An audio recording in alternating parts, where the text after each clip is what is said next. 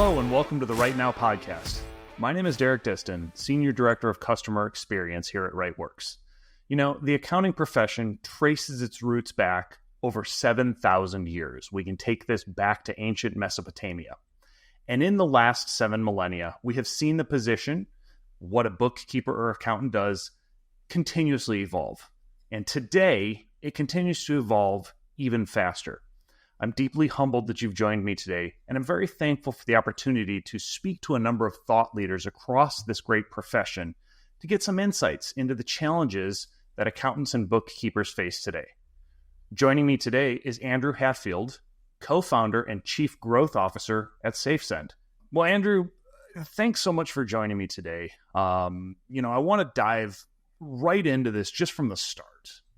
You guys at SafeSend have a solution that's trying to address a certain problem for the accounting industry. Let's just say that.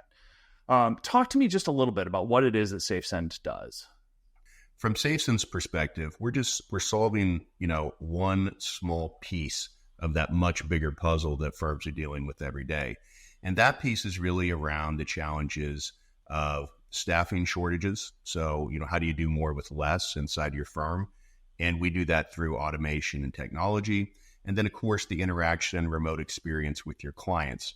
And how do you do that in our modern day and age where the expectations have had such an uplift post-pandemic on how those experiences happen? And so those are the two big areas of challenges that we focus on. And where we really have spent our time over the last 15 years, we founded the company in 2008, is really around solving those for both internal firm process and external interaction between the firm and the client around the tax journey. So your tax department, and especially the journey at the front end of gathering and the back end of delivery of the returns. So running with that thought, let's again role play here that I am that firm owner or principal, managing partner, someone who is recognizing that I haven't adopted a more digital delivery system. So I do. What KPIs, what metrics, what results should I expect to see moving positively in doing so? Number one is client adoption. So if I adopted something that's going to interact with the client, for example, a tax delivery product, how many of my clients are actually completing the process? What percentage of 8879s are getting returned versus how we did it before? How fast are we getting 8879s, for example, returned and signed from what it was prior to implementing this technology?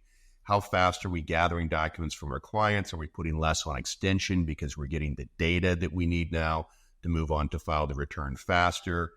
So those are some of the KPIs that I would start to look for. Now, most software vendors, good software vendors, should be able to give you a list of KPIs that you need and that you should measure the results on so that you can see the value of what you purchase and if it's working for you. But you don't want to just get it from the vendor. You should be pragmatic in taking on that roadmap task internally and developing a list of KPIs that you feel matter to your firm and then matching those up.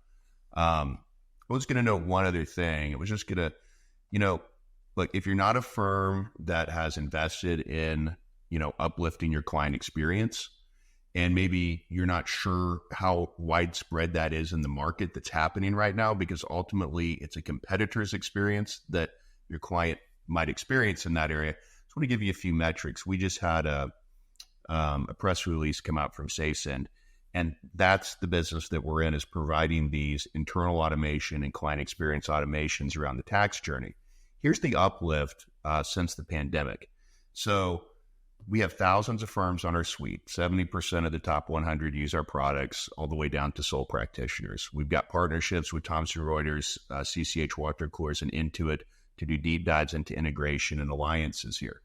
That has all represented about 2,600% usage growth with our secure file solution. We deliver millions of returns through this product platform a year.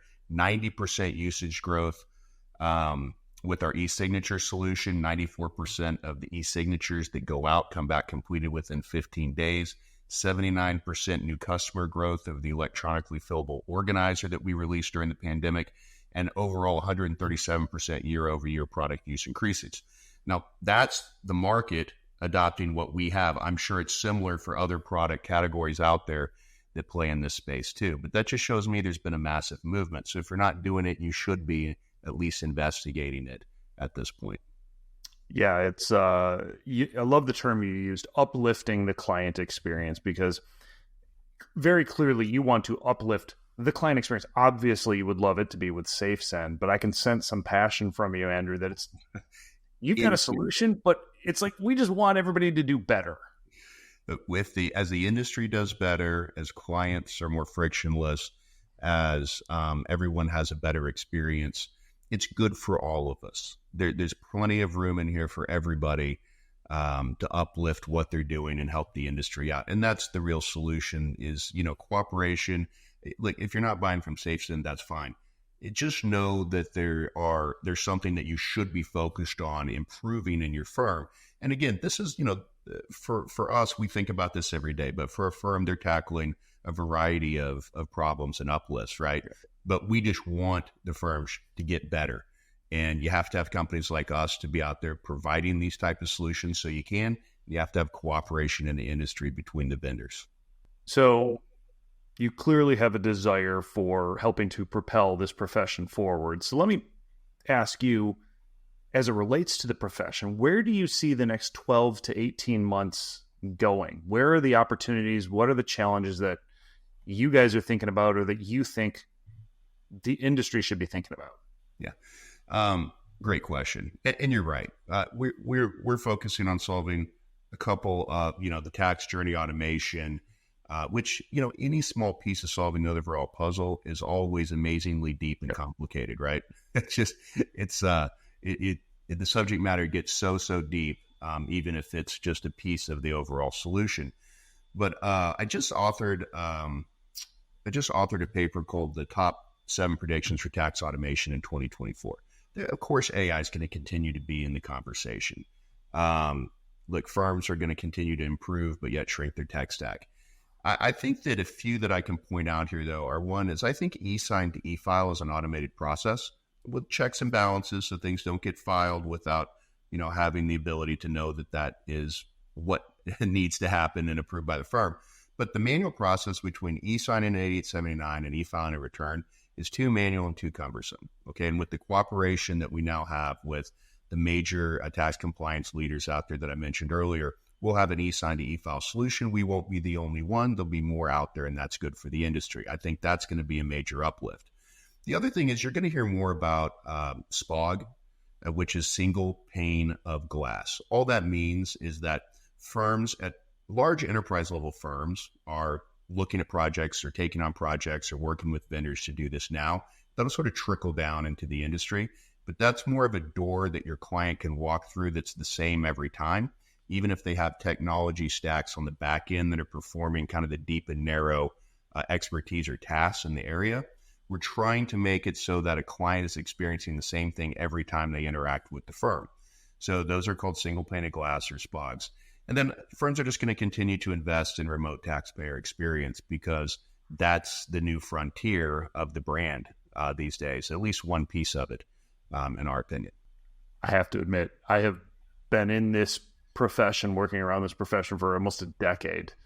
I've never heard the acronym SPOG, and now I'm ashamed that I haven't because it makes so much sense. I talk about this all the time with my team, single pane of glass and what we want to do.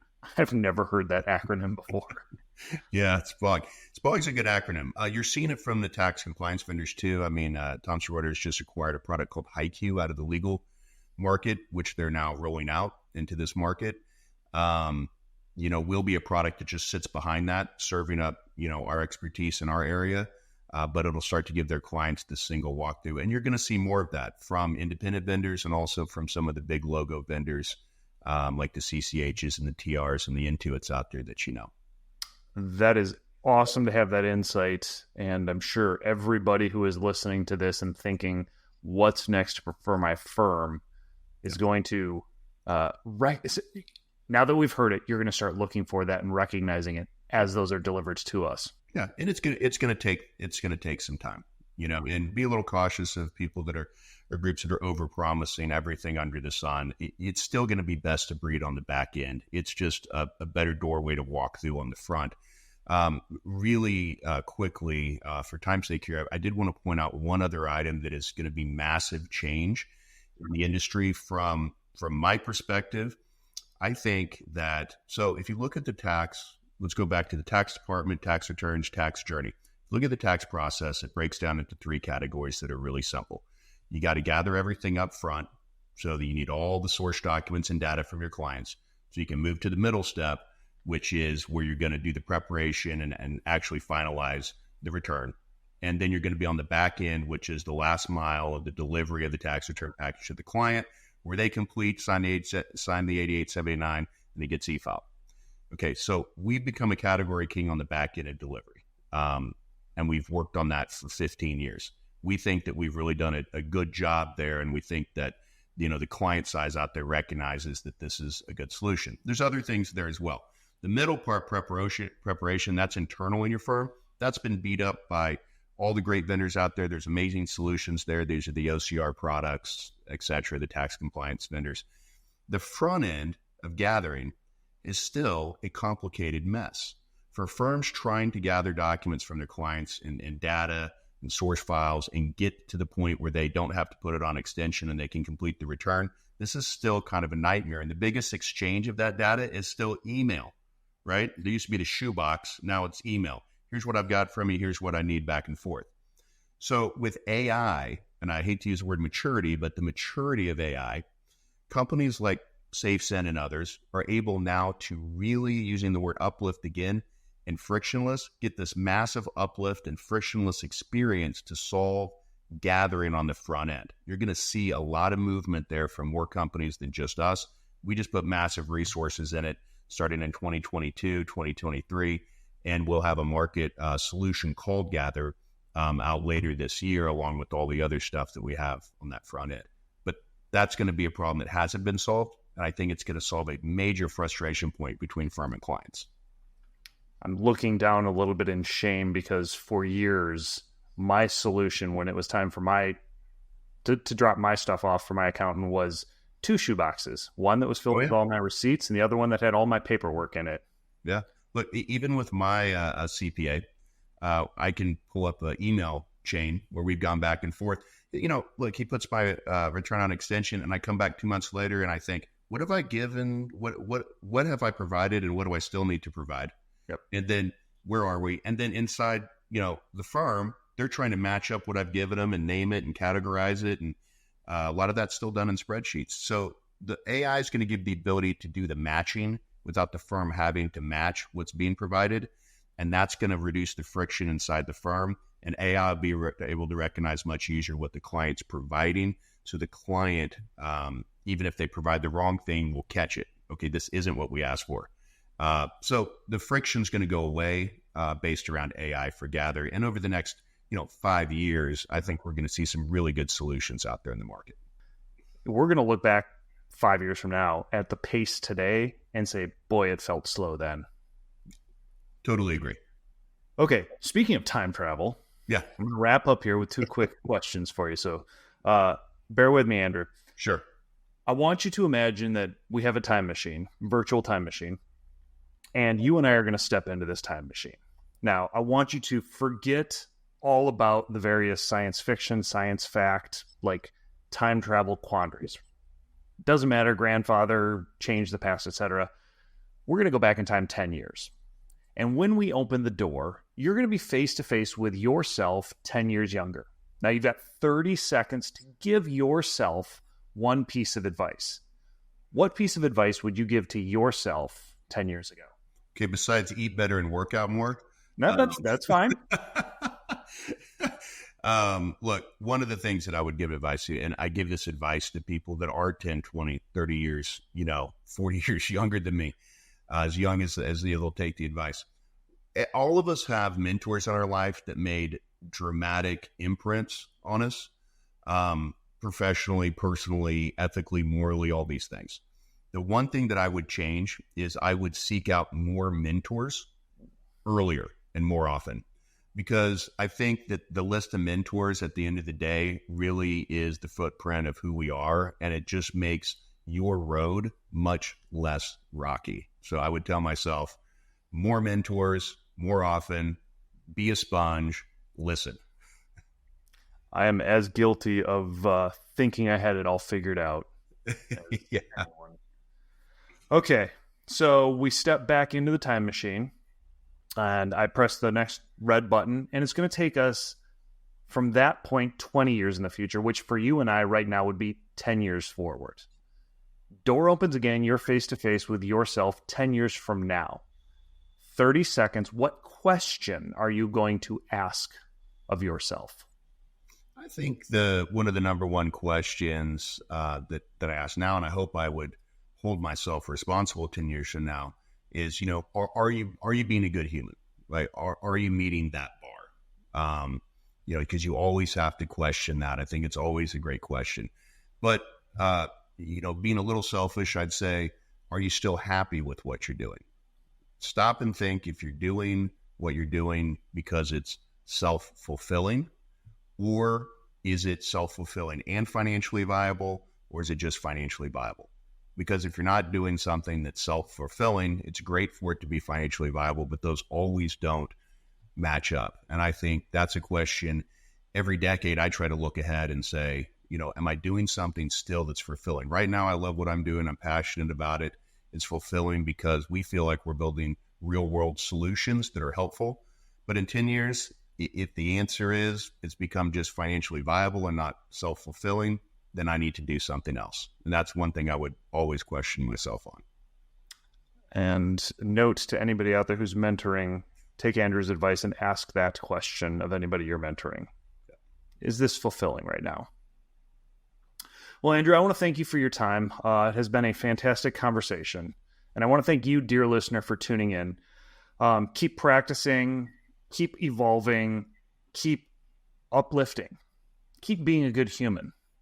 Putting a twist on an ancient Chinese proverb, the best time to have planned for change was years ago. The second best time is right now. Join us in Austin, Texas, May 14th through the 16th for Right Now, the essential event for tax professionals. Andrew, again, thank you so much for your time. Looking forward to more conversation. Thank you so much for having me.